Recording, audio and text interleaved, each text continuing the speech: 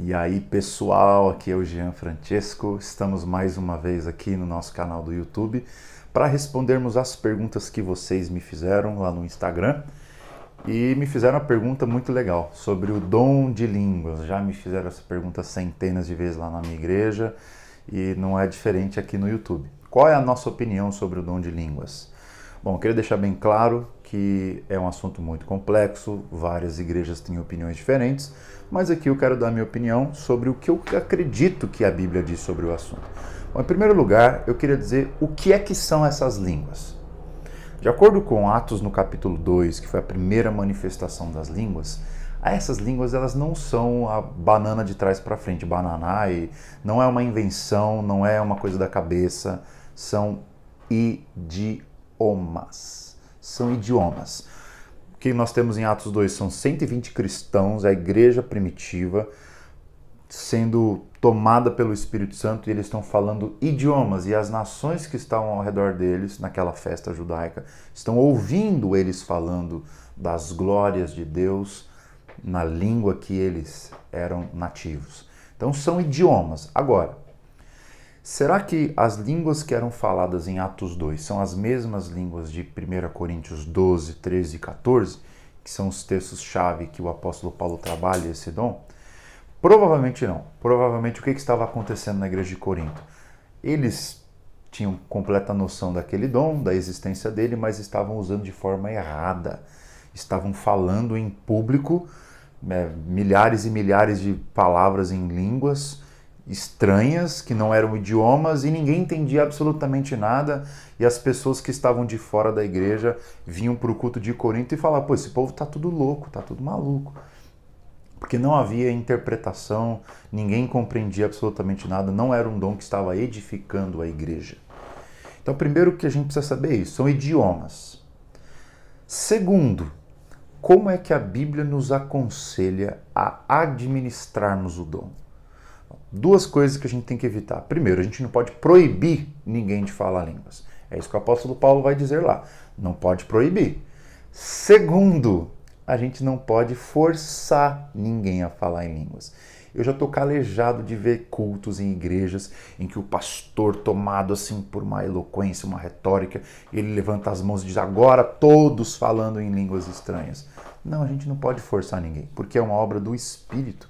O Espírito concede a quem ele quer, na hora que ele quer, do jeito que ele quiser.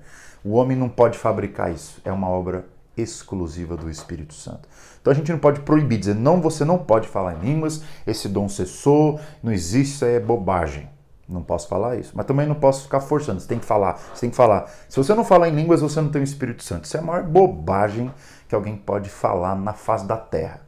Você nunca pode dizer para uma pessoa que se ela não fala línguas, ela não é espiritual.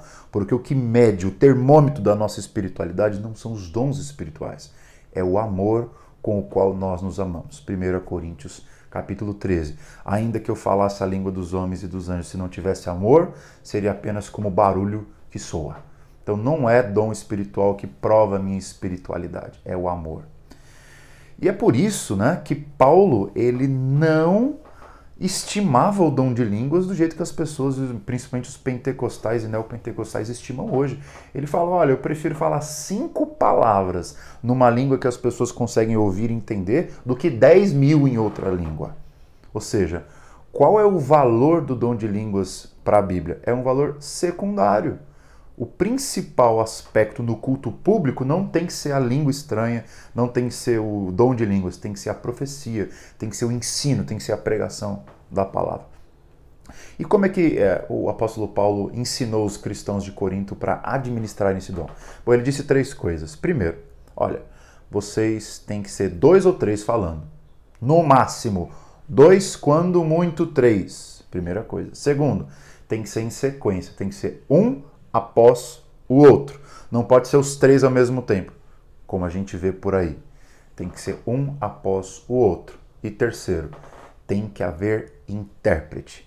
Se você falar uma língua, 2, quando muito 3 no culto, tiver em sequência e tiver intérprete, joia. Aí você está fazendo exatamente do jeito que tem que fazer, de forma organizada, sem bagunça. Agora, se está todo mundo falando língua estranha no mesmo momento, Não são 2 nem são 3, são 1000. E não tem intérprete, não é em sequência. Sabe o que o apóstolo Paulo diria para você, que é pastor, ou você que está numa igreja assim? Fique calado. Porque os não crentes vão entrar na igreja buscando a palavra, buscando um discernimento espiritual, e eles vão achar que vocês estão loucos. É isso que a Bíblia fala sobre o dom de línguas. Então essa é a minha opinião. Como que a gente tem que fazer hoje? A gente tem que seguir o que está na palavra. Se tem 2 ou 3, ok. Se está em sequência, ok. Se tem intérprete, ok. Se não tem, vamos ficar quietinho, vamos ouvir a pregação da palavra. E se levantar alguém querendo fazer isso, o que o apóstolo Paulo diz? Vai para sua casa e fala você mesmo com Deus. E aqui abre um parênteses aí. Eu acredito que, de fato, o Espírito Santo pode te dar experiências estáticas, sobrenaturais, e você, em oração, falar coisas que nem você entende. Eu, ok, entendo isso e acredito que tem vários irmãos que são meus amigos, me dão esse testemunho de que isso acontece. Mas não queira fazer a sua espiritualidade privada uma norma para a nossa comunidade do culto público. É isso que a Bíblia diz. Que Jesus abençoe todos vocês. Se inscreva no nosso canal, dê um like, comente aí se você tem alguma pergunta para fazer para nós e te vejo até a próxima.